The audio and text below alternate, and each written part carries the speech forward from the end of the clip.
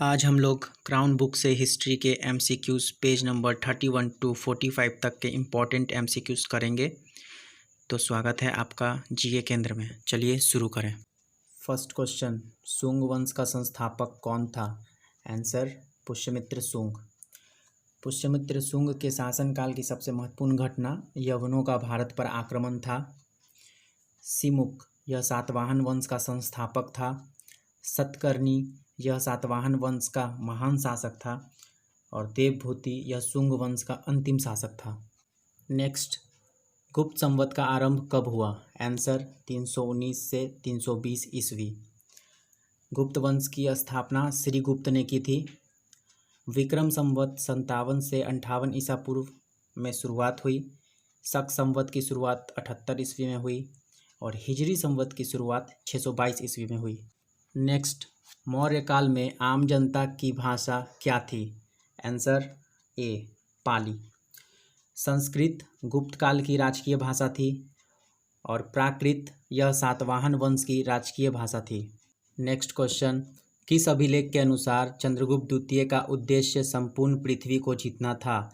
Answer C Udayagiri अभिलेख। प्रयाग प्रशस्ति अभिलेख का संबंध समुद्रगुप्त से है। विल्सड स्तंभ लेख का संबंध कुमारगुप्त से है। नालंदा विश्वविद्यालय की स्थापना कुमारगुप्त ने ही की थी। और मधुवन एवं बासखेरा अभिलेख का संबंध हर्षवर्धन से है। चलिए नेक्स्ट क्वेश्चन देखते हैं। गुप्त वंश का राजकीय चिन्ह क्या था? आंसर ए गरुड़। गरुड़ गुप्त वंश का राजकीय चिन्ह था। मयूर यह मौर्य वंश का राजकीय चिन्ह था। मौर्य वंश का राजकीय चिन्ह था। मौर्य वंश। चलिए नेक्स्ट क्वेश्चंस को देखते हैं। दशावतार मंदिर कहाँ स्थित है? Answer B Deogarh. नशना कुठार यह मध्य प्रदेश में है। यहाँ पार्वती मंदिर स्थित है। सिरपुर में लक्ष्मण मंदिर स्थित है और भीतरगांव मंदिर कानपुर में है। नेक्स्ट क्वेश्चन, गुप्त काल में मंदिरों एवं ब्राह्मणों को दान दी जाने वाली भूमि को क्या कहते हैं? Answer A agrahara. दिनार गुप्त काल में स्वर्ण मुद्राएं को कहा जाता था। नगद के रूप में लिया जाने वाला कर्य हिरण्य कहलाता था और राजा को उपहार स्वरूप मिलने वाला कर भोग कहा जाता था। नेक्स्ट क्वेश्चन, भारत में सबसे पहले सोने के सिक्के किसने जारी किए? आंसर ए हिंद यूनानी। हिंद यूनानी ने भारत में सबसे पहले सोने के सिक्के जारी किए। गुप्त वंश ने भारत में सबसे अधिक सर्वाधिक सोने के सिक्के जारी किए गुप्त वंश में। और सबसे शुद्ध सोने का सिक्का जारी किया था कुषाण वंश के शासकों ने। और मौर्य वंश में मुद्रा को पर्ण कहा जाता था। क्वेश्चन नंबर 9 है, बुद्ध चरित एवं सारिपुत्र की रचना किसने की है? Answer A अश्वघोष। राजशेखर ने काव्य मीमांसा की रचना की है। विशाखदत्त ने मुद्रा राक्षस एवं देवी चंद्रगुप्तम की रचना की है और विष्णु शर्मा ने पंचतंत्र की रचना की है। चलिए नेक्स्ट क्वेश्चन की ओर चलते हैं।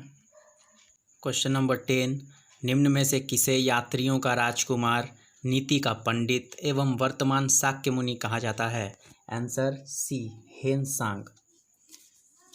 मेगास्थनीज इंडिका पुस्तक के लेखक हैं। इसने अपनी पुस्तक में मौर्य युगीन समाज एवं संस्कृति के विषय में लिखा है। यह चंद्रगुप्त मौर्य के दरबार में आया था।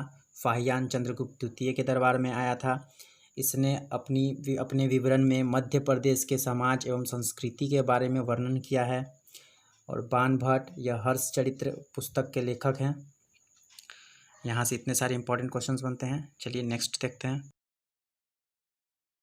क्वेश्चन नंबर 11, महाबलीपुरम के यहाँ मिस्टेक हो गया है, स्मृति नहीं रथ मंदिर कर लीजिए। महाबलीपुरम के रथ मंदिर का निर्माण किसने किया? आंसर ए नरसिंह वर्मन प्रथम। नरसिंह वर्मन द्वितीय ने कांची का कैलाश नाथ मंदिर का निर्माण करवाया। अपराजित वर्मन यह पल्लव वंश का अंतिम शासक था।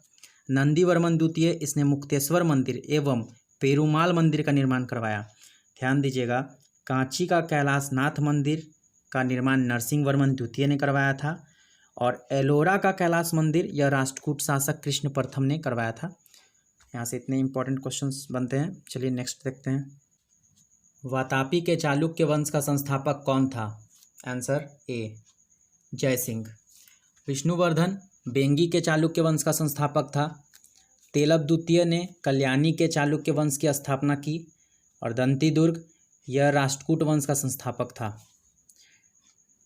क्वेश्चन नंबर 13, मिताक्षरा के लेखक कौन है? Answer B Vigyaneshwar. विल्हन ने विक्रमांक देवचरित्र की रचना की। माध्यमिक सूत्र की रचना नागार्जुन ने की। नागार्जुन को भारत का आइंस्टीन भी कहा जाता है। महाविभास सूत्र की रचना वसुमित्र ने की थी। महाविभास सूत्र को बौद्ध धर्म का विश्वकोश भी कहा जाता है। चलिए आगे बढ़ते हैं। क्वेश्चन नंबर 14, किस पाल शासक ने मुंगेर को अपनी राजधानी बनाई? Answer C Devpal. गोपाल यह पाल वंश का संस्थापक था। इसने उदंतपुरी विश्वविद्यालय की स्थापना की। धर्मपाल ने विक्रमशिला विश्वविद्यालय की स्थापना की। राजेंद्र प्रथम यह चोल वंश का राजा था। इसने समस्त श्रीलंका को अपने साम्राज्य में मिला लिया था। नेक्स्ट क्वेश्चन, त्रिपक्षीय संघर्ष में अंतिम रूप से कौन विजयी हुआ? आंसर बी प्रतिहार शासक। त्रिपक्षीय संघर्ष कन्नौज पर नियंत्रण के लिए पाल, प्रतिहार और राष्ट्रकूट शासकों के बीच युद्ध हुआ। तो आज का यह वीडियो यहीं समाप्त होता है।